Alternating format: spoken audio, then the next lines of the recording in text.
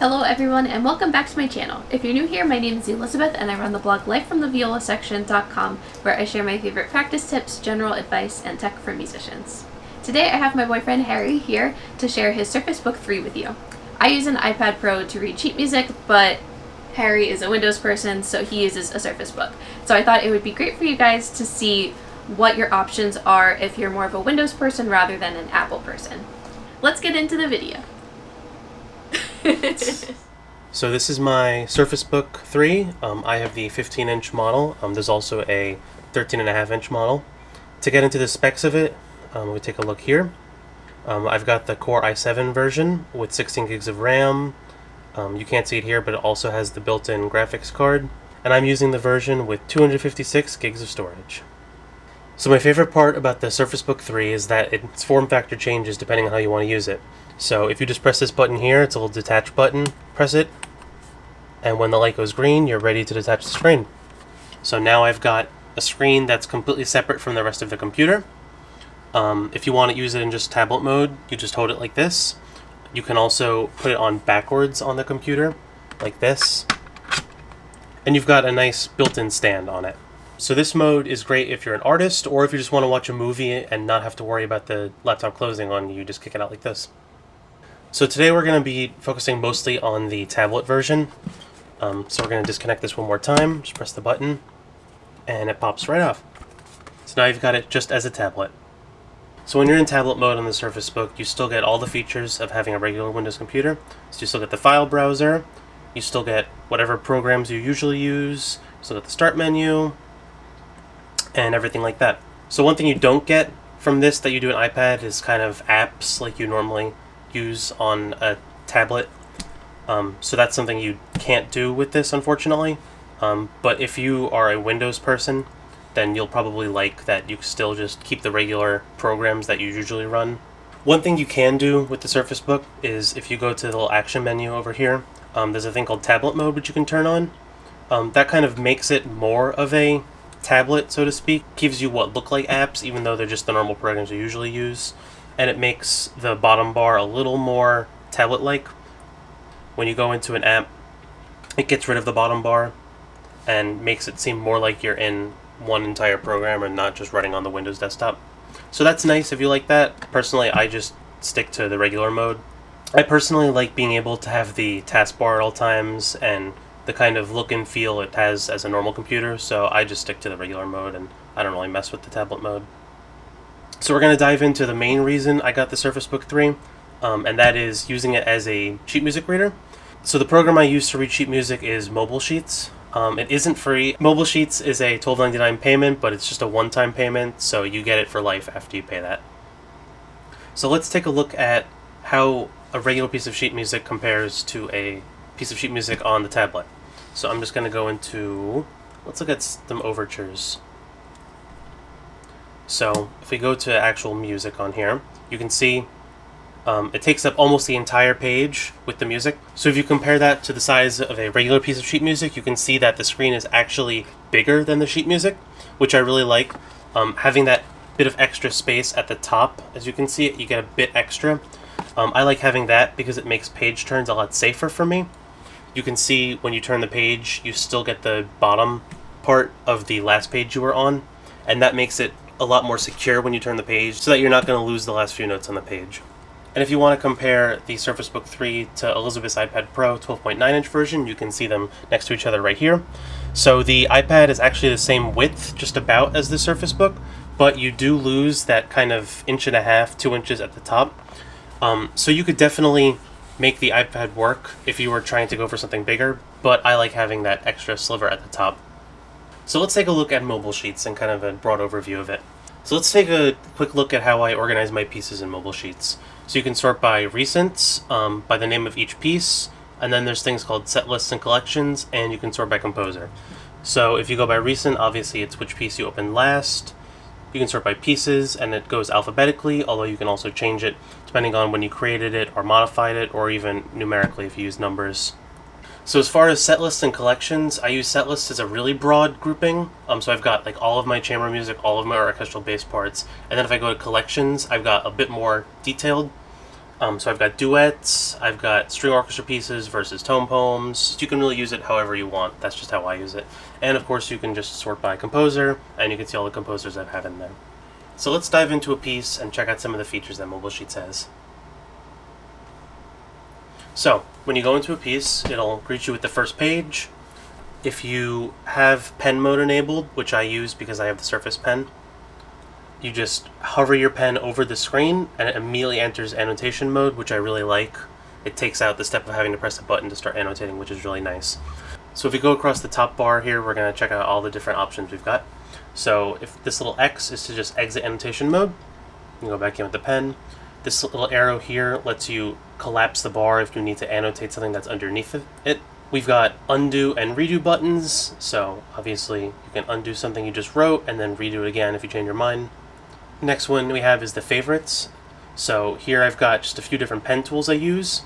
You can change quickly whatever you're using, and it's already got the preset settings so you don't have to change them. Just click that, and now I'm writing in black instead of red. Here now I've got purple instead of black. So my favorite tool, and the one I use most when I use MobileSheets, is the pen tool. So we'll click that one here, and you can see you've got options to change the size of it. So you can go up to a very thick line or an extremely thin line. We also have settings to change the opacity. If you want to write something that you can kind of see through instead of having a thick line, you can kind of do that. Then we've got options for color, where you have literally endless options. You can use these presets, or you can go into custom and choose whatever you want. Then we've got options for smoothing you can mess with, as well as pressure. So you can see it kind of works in the pressure of the pen on the screen. And we've got dashed lines. If you want to draw a dashed line, maybe a crescendo leading up to something, you can do that too. We've also got the highlight tool, which, as you would expect, functions as a highlighter. You can choose the shape, so you can do just any line you want, or you can do a square or a straight line. You can change the size of those as well to be really huge, and you can change the opacity. So that's a nice feature if you're using it for maybe homework or doing some textbook reading. Next up, we've got the text tool, so you would just tap anywhere you want to start writing text. Since I'm in tablet mode, I don't have the keyboard to type with, so if you click on the text field, you get a little box to start writing with the pen. So you can write whatever you want. I'll write hello, choose that, and then it enters it into the box.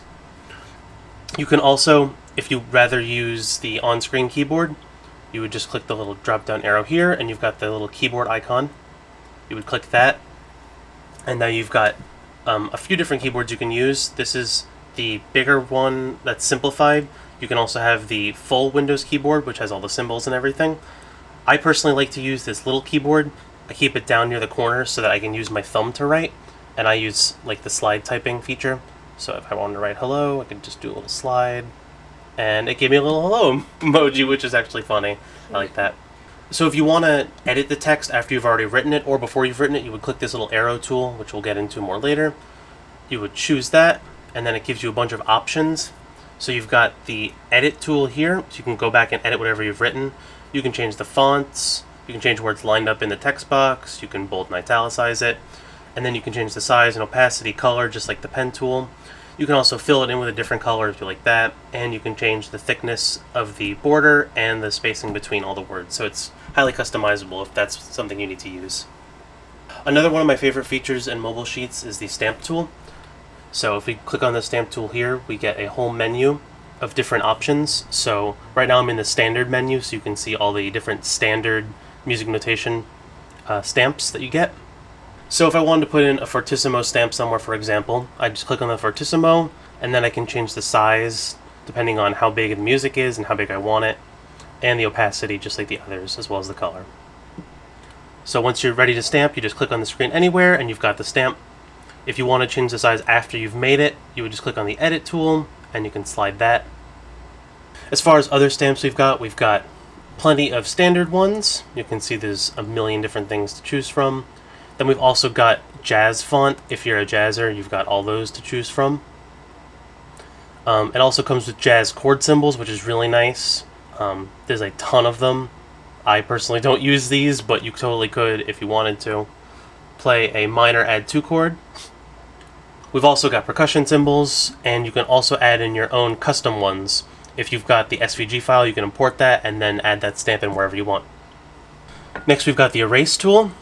So pretty self-explanatory. You write something in with any other tool, and then you choose the erase tool and you can erase whatever you want. Right now I have it on the option to make a square and erases everything inside the square.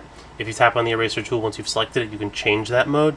So you've also got kind of a drawing eraser. So I'll write something in, then it acts as a little drawing tool and it erases only what you draw. So you can see it still left that stuff in. Or you can use a cool one, which is the tap tool. You tap on the screen and it deletes whatever's in the vicinity of the area. So you can see it's got that highlighted, and then when I let go, it deletes it.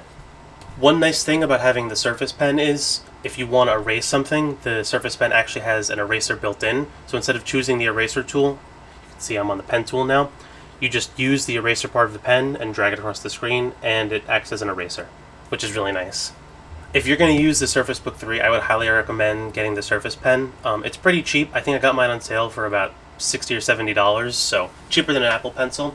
As far as charging the Surface Pen, instead of having to recharge it all the time, it's got a battery that comes out, so you just open it up and dump the battery out. It takes little quadruple A batteries, so you do have to get them from somewhere online, but they last a long time. I think my first one lasted probably at least 3 months. So it's a really nice alternative to having to charge it all the time. As far as the pen actually feeling like writing on a piece of paper, I wouldn't say it really feels like that. I personally use a pen tip that is more on the rubber side because I like the resistance I get of the rubber on the screen. It makes it a bit easier to get accurate writing on the screen. If I use one of the other pen tips, it feels a bit more like writing on paper with a pencil, but I like having the accuracy of the resistance with the rubber. Next up, we've got the Shapes tool, another pretty self-explanatory. You just click on the box and it's got a bunch of different shapes you can draw. So we've got lines, squares, circles, and arrows, which is nice. You can, as always, change the size with the arrow, change the opacity, and change the color. What I like to do is make a dashed line if I'm doing a crescendo. It's a little nicer than doing a hand-drawn line because it's completely straight. So you just pick one point and then drag from anywhere and it makes a completely straight line. So one of the most important tools in MobileSheets is the Select tool. So you'll use this tool if you've got any already made annotations that you want to edit. So I'll show you a little example. We'll make a little line with the pencil tool. Then we can use the Select tool to choose that. Then it gives us options to either edit what we've already made, so you can change the size, color, opacity. You can also use this tool, which lets you change where it is on the screen without having to use the pen. So if you want a bit more accuracy, this is really nice. You just hold that and it moves, and if you want it even more accurate, you can change the amount of times it does it per press. So if you want really accurate, you go to 1 times and it slowly moves something in place, which is really nice. We've also got the copy and cut tools, so if you need to use the same annotation in another place, you would just copy it. It tells you it's copied. After you copy it, you click and hold anywhere on the score, and then you just choose paste. And it gives you the exact same version of what you already had. Same thing with the cut tool, you would just choose it and choose cut. This is good if you put something in the wrong place and just need to move it. You just press and hold and paste. We've also got a tool to show the layers of the piece. So you click on this one and it shows you all the layers.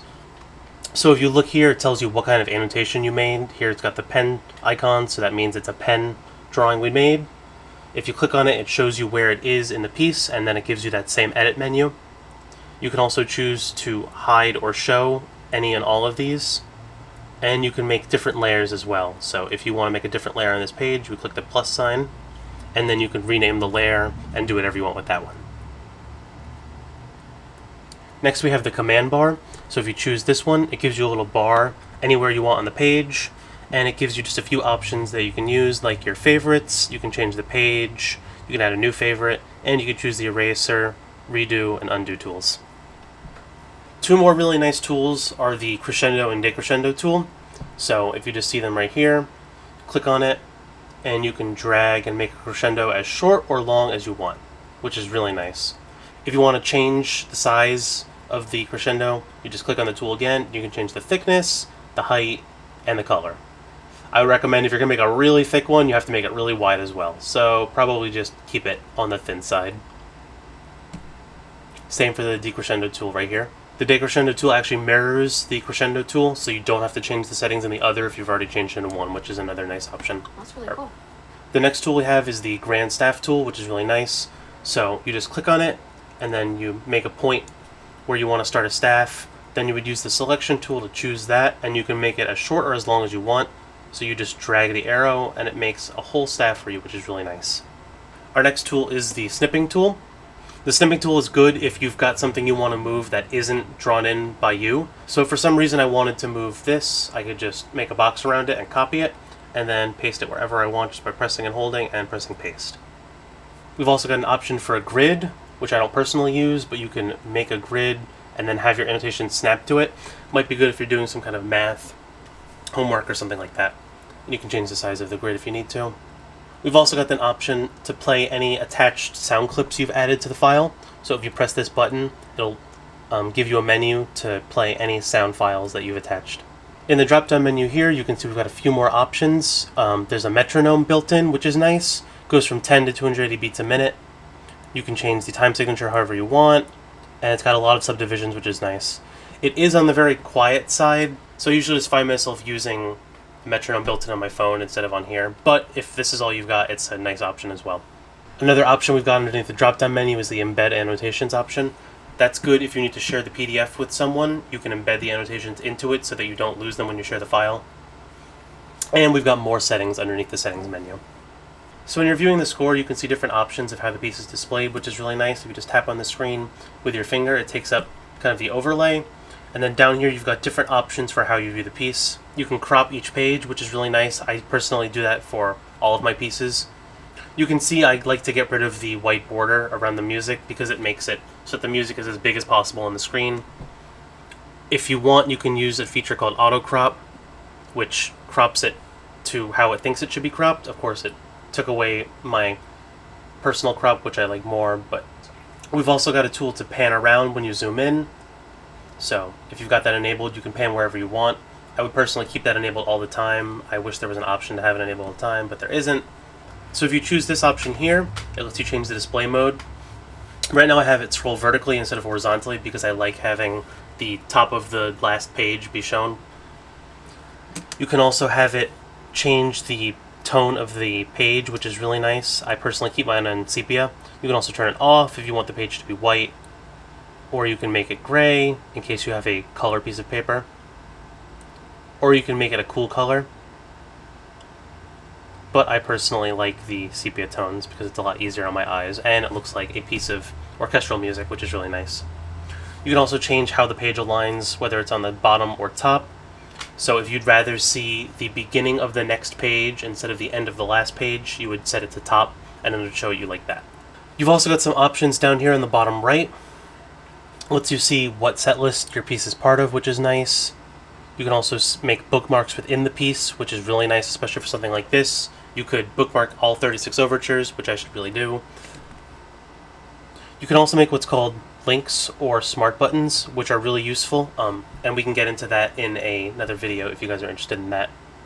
You can also play any attached audio files you have, as well as start the metronome, and you can get to the rest of the settings from here. So how would you rate this as a computer versus a tablet, and what are like your favorite ways to use it, like with the keyboard or without the keyboard? So as far as being a computer versus a tablet, I personally think it acts better as a computer than a tablet, especially as a tablet in the usual sense. You don't have apps, which you would have with a normal tablet, but you do get a Windows computer with a touchscreen, which is really nice if you're a musician or an artist or someone who just likes having the touchscreen.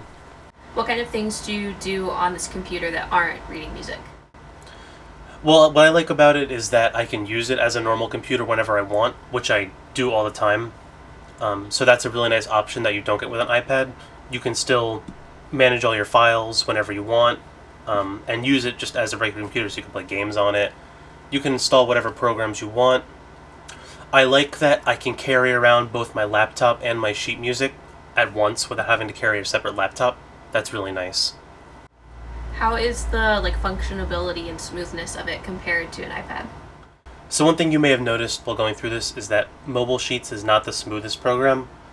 That's one thing that I've had to kind of reckon with. As I watched Elizabeth use her iPad Pro, it's much smoother and a lot more premium feeling than this. You can see when I zoom in, it gets a bit laggy when you're doing the zooming, and it's just not as fluid as the iPad. So it's not as pretty, but it is just as functional, if not more functional. Just in different ways. In different ways. Yeah. Cool. So this is what both of our tablets look like on our stands. We use the Peak eDevice holder. So I use mine vertically because it's big enough to hold my iPad, and Harry uses his stand horizontally because it doesn't get large enough to use vertically. But it works really well for the two of us. I really like the Peak eDevice holder because it's one of the few tablet holders that actually holds the Surface Book 3 in screen form. A lot of the other ones just aren't big enough because the screen is so big, but this one is, which is really nice. And these holders are really nice because they just clip onto our mic stand. So when we play together as a duo, we just have both of our tablets here, and the mics are right above them so that we can record both of us at once. So it's a really good setup for us. Using the pedal is also really nice because all you have to do is press the pedal with your foot and it turns the page. This way you don't have to worry about page turns, which is a big hassle if you're a bass player because you have to get out of your stool and turn the page and then sit back down. But you can cut that out if you just use a tablet and a page turning pedal, which is really nice. We both use the Donner Bluetooth pedals, and they work equally well on the iPad and the Surface Book, so suits our needs. We don't have any complaints with it. Hope you guys liked that video on the Surface Book 3. It's a great device for reading sheet music with if you need something that's larger than an iPad Pro and you like Windows. If you enjoyed this video, please give it a thumbs up and consider subscribing to my channel. I post new musical videos every Sunday at noon Eastern Time. And after this, you're going to hear the two of us playing together.